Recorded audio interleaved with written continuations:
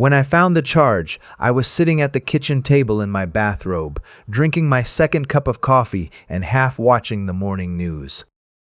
Just a regular Tuesday. I wasn't even looking for anything wrong. I was checking whether my electric bill had posted. That's when I saw it, $34,812. Pending. On my business credit card. I put my mug down very carefully, the way you do when your hands have gone numb. I read it again. Same number, same date, same card I'd added my daughter to 6 years ago for emergencies. I sat there for a long time. The news anchor kept talking. Something about weather in the Midwest. I couldn't tell you what it was. I just kept staring at that number and thinking about how 3 days earlier my daughter had called me from a car dealership to tell me she'd found the perfect solution to her commute problem. I should back up. My name doesn't matter for this story. What matters is that I'm 63 years old. I ran a small AVAC contracting business for 31 years, and I did everything I was supposed to do. I worked hard. I saved. I put both my kids through college. When my wife passed 8 years ago, I kept the house, kept the business, and kept showing up. My daughter, I'll call her my daughter, because that's what she is, even now, is 31. She lives about 20 minutes from me in a condo. I helped her with the down payment on 4 years ago. She's sharp, she's funny when she wants to be, and she has always known exactly how to ask me for things. My son is 28. He lives in Cincinnati with his girlfriend. He works in logistics. He has never once asked me for money he didn't intend to pay back, and he's paid back every cent. I'm telling you that because it matters later. My daughter had been complaining about her car for about 4 months, a 2017 Civic with 112,000 miles on it. Not a bad car, not a glamorous car, but a perfectly functional car that got her from point A to point B. She'd been dropping hints since Thanksgiving, something about how the transmission felt off, how she didn't feel safe on the highway, how a woman driving alone needed something reliable. I told her I'd help her look at something sensible in the spring, maybe put a few thousand toward a used SUV. She nodded. She said something that sounded great. She didn't wait for spring. I found out later, piecing it together from the charge details and a conversation I had with the dealership, that she had gone in on a Monday morning, a day I knew she had off work, and put a deposit on a 2024 Mercedes GLE. Not a base model. The one with the premium package, the panoramic roof, the upgraded sound system. The total with fees and dealer add-ons came to just under $35,000 down, with the rest financed. She'd used my card for the down payment. She hadn't asked me. She hadn't called. She'd just done it, and I think this is the part that still makes something tighten in my chest. I think she genuinely believed I'd be fine with it once I saw the car. I didn't call her right away. That was deliberate. I needed to think clearly, and I knew if I picked up that phone while I was feeling what I was feeling, the conversation would go sideways. So I sat with it.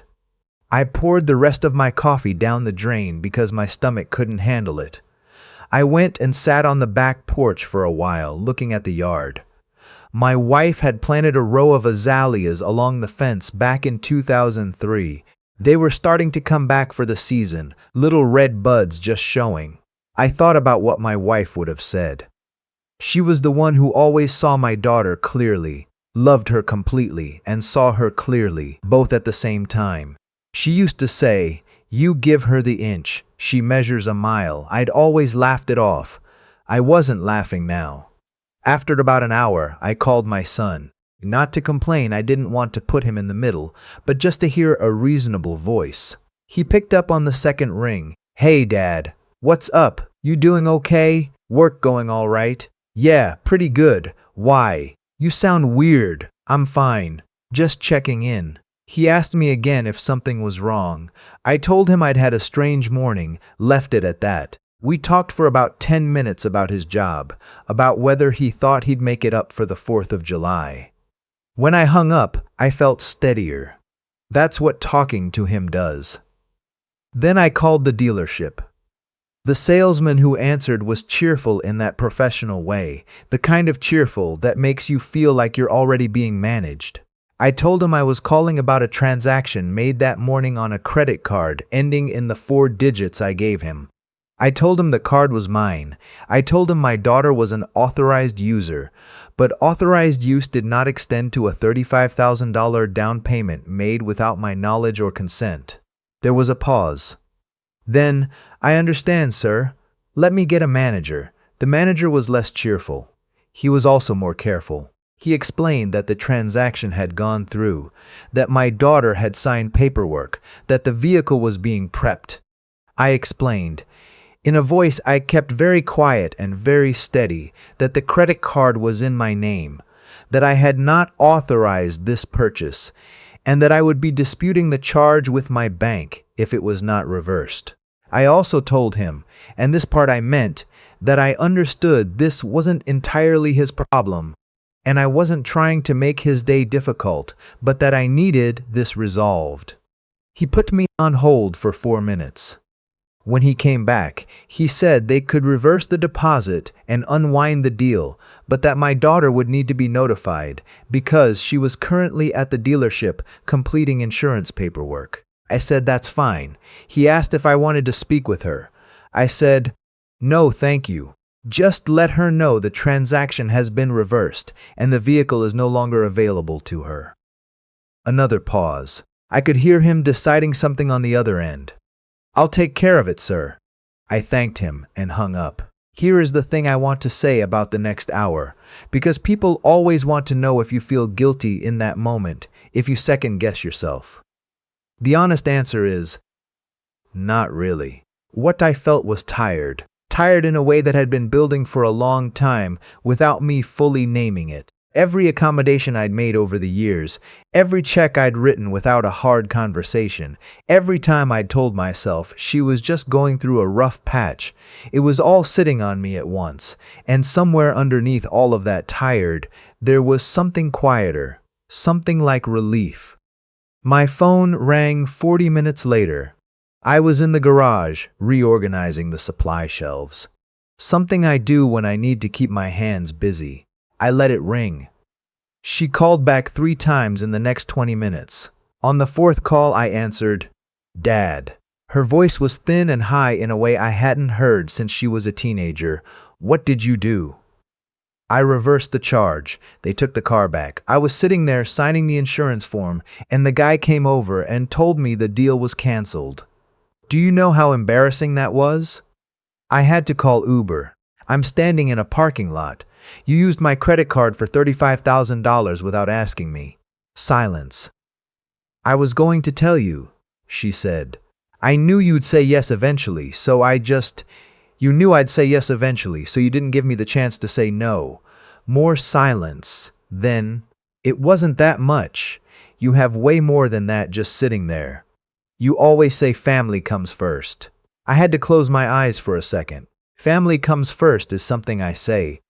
She wasn't wrong about that. She was just very wrong about what it means. "I'm not going to argue with you today," I said. "I reversed the charge. The car is gone. I think you need some time to think about what you did." "What I did, Dad? You humiliated me in front of the entire dealership. You're an adult who spent someone else's money without permission. That has a consequence." She went quiet again. Then she started crying, and I want to be honest here. It wasn't the crying that used to make me cave. I heard it. It landed. I didn't hang up. But I also didn't change my position. There's a difference between being moved by something and being manipulated by it, and I think it took me until I was in my 60s to really understand that difference from the inside. When she calmed down a little, I said, "I'm going to remove you from that credit card account. You can call me when you want to have a real conversation." She said, "I can't believe you're doing this." I said, "I love you. I'll talk to you soon." And I hung up. I called my bank that same afternoon and had her removed from the card. While I was on the phone, I also asked to have a new card issued with a different number just to be thorough. The woman at the bank didn't ask questions, just processed it. When I got off the call, I made myself a sandwich, ate it standing at the counter, and watched a couple of sparrows fighting over something in the yard. That night, I sat down with a notepad and started writing out some things I'd been putting off for a long time. Not in an angry way, more like a long overdue accounting. I wrote down how much I'd given my daughter over the years, not counting the college tuition, the condo down payment, the lease cosign on her first apartment, the times I'd covered her credit card when she was between jobs, the car insurance I'd been paying on her Civic for the past 2 years because she'd said she was getting back on her feet. The number I came up with was not small. I won't say it here, but it was the kind of number that makes you sit back in your chair and look at the ceiling for a while.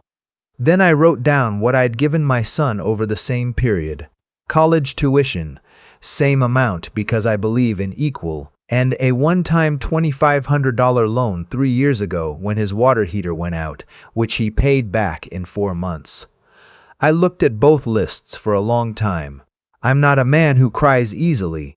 I cried a little that night. Not because I was angry, or even sad exactly. More because I saw clearly, maybe for the first time, how badly I'd misread things. I thought I was being a good father by being generous. I thought I was helping her. What I'd actually done, slowly over years without meaning to, was make it easier for her to avoid growing up. My wife would have caught this earlier. She would have said something, in that level way she had, and I would have maybe gotten defensive, and then later, I would have realized she was right. That's how it usually went. Without her here to say it, I just kept writing the checks. The next day, my son called me back. He said he'd been thinking about our conversation and something felt off. Dad, what actually happened? I told him. All of it. He went quiet the way he does when he's processing something. Then he said, "Are you okay?" "I'm fine. Dad, I'm really fine. I handled it. She's going to call me," he said. "She probably already has." "I know. You don't have to be in the middle of this. I just want you to know my side." He was quiet again. Then, "Can I ask you something without you getting weird about it?" "Probably. Have you thought about, and I'm not saying this to be anything, I'm just asking, whether you've always made it kind of easy for her to do stuff like this?" I didn't answer right away. "Yeah," I said finally. "I've been thinking about that a lot." He made a sound, not a laugh, more like an exhale. "I'm not trying to pile on. You're not. You're right." We talked for another 40 minutes. It was one of the better conversations I'd had in a while. Before he hung up, he said, "Just don't let her guilt you into pretending it didn't happen, okay? That's all I'm asking." "I won't," I said. And I meant it. My daughter texted me the next morning. Not a real apology. More of a "I think we both said things" kind of text, which is a way of suggesting that not authorizing a $35,000 charge is equivalent to the charge itself. I read it, set my phone down, and didn't respond. She called 3 days later. This conversation was different. Something in her voice had shifted. The brittle defensiveness was still there, but underneath it there was something that sounded more like actual embarrassment. "I shouldn't have done it without asking," she said. "No. I thought you'd be okay with it. I know that doesn't make it right. It doesn't. But I hear you. So what happens now? Are you just done with me?" "I'm not done with you. I'm done covering for you. There's a difference." She started to say something and then stopped.